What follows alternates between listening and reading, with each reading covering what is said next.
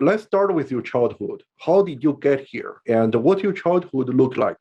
You were born in Canada. And when did you started to become Bobak as today's Bobak? Boy, that's a great question. So when I was, as I mentioned, I was born in Toronto, Canada. My parents had been immigrants multiple times. They were both born in Iran, and they moved to England independent of each other. My mom went to boarding school there and stayed there, and my dad was already a physician and went to do more postdoctoral work at the University of Liverpool, and then stayed. So they met at the embassy in London because my mom's uncle was a charge d'affaires at the time. And then from there, they married and eventually moved to Canada, where my dad was again pursuing even more additional postdoctoral fellowships to then settle in Toronto because they're working in a big city. So after I was born, they moved to a small town called Stratford because they wanted to make sure it was a more family-friendly environment, they thought.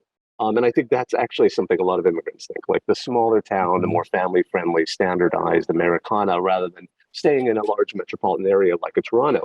And unfortunately, at the time, I, as an infant, did not deal with cold very well. So for my first several years of my life, I was getting sick all the time. So they decided to go somewhere, hopefully a little warmer. And my dad at the time was a very in-demand professional. So he applied all over Southern California and got offers in many places to practice. And from there, at age three, when I was age three, he selected Bakersfield, the armpit of the state of California, where I would say were my formative years. As I like to joke, I served 15 years in Bakersfield before going on to college. And then, my family is still there. So I have a small family. Right now, it's just my mom. But I'd say my formative years were growing up in Southern California, but specifically Bakersfield, which compared to some of the folks I've met of similar ethnic background in other cities, people from Bakersfield, we assimilated a lot faster because there were fewer of us, and it was just a bit of a harder city if you weren't of I would say, the predominant ethnic groups. Thank you so much for sharing stories. Lovely. You were born in Canada, so you are dual citizens? Yes. Yes, Canada and United States. And I actually have a funny story about that. I didn't naturalize. Please. I was so lazy because I really adapted being the American mindset. I didn't naturalize until I was 25. And actually 26, maybe. I was out of law school by that point. Really, ironically, my citizenship interview was a guy I went to law school with who was working for I think it was USA. It was Homeland Security at the time, but yeah, whatever it was. But I just remember when I walked in, he's like, "This is going to be a really fast interview." I'm like, "Yeah, let's do it." Well, congratulations. We are lucky to have you in Minnesota and in the United States. Well, so you as an immigrant kid, you grew up in Canada, in Toronto, and the suburb. So were you hanging around with a lot of immigrant kids? Not really. I would say, particularly because Stratford was actually a smaller town, a little bit out of Toronto. It's its own little town. They're known for their little Shakespeare festival because they like to be like Stratford on the Don, in London.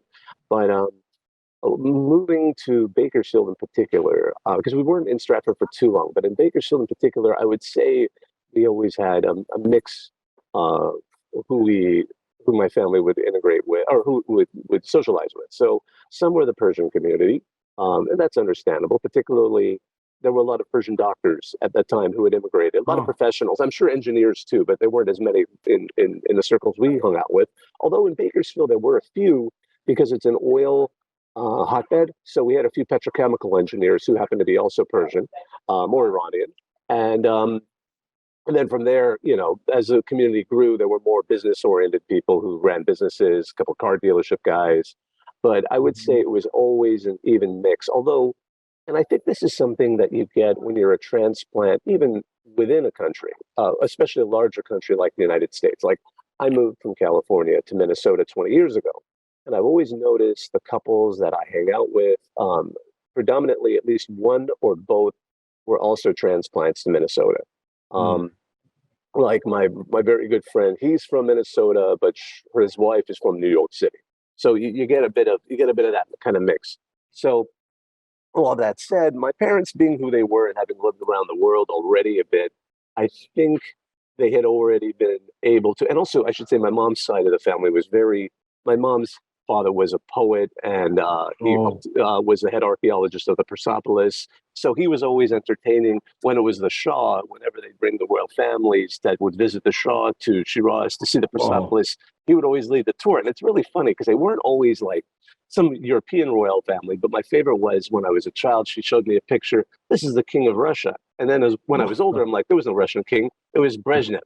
Uh, yeah, so, wow. so yeah, it was, so they were used to mixing with all kinds of people. So when I moved to the United States, a lot of people compared to a lot of folks who are Persian would always confuse us because we Mhm. don't quite look or sound like what I think preconceived notions are. When my parents met in London, even though it was an embassy function at the Iranian embassy, they were introduced to each other as Italians, like Dr. Ha'Eri and Nima Tavalali, rather than Persians. And consequently, one of my favorite questions I get when I meet other Persians is they then ask me, "Oh, which half? Which half of me?" Mm. And I'm like, "Well, both." Both. It's kind of a funny thing. I love it. I love it. What language did you speak at home? Oh, English. I tried Oh. Farsi and I never took to it. I'm awful with foreign languages. I joke that I speak one and a quarter language, and that quarter is made up of a mixture of Spanish, Farsi, and like a little bit of Japanese.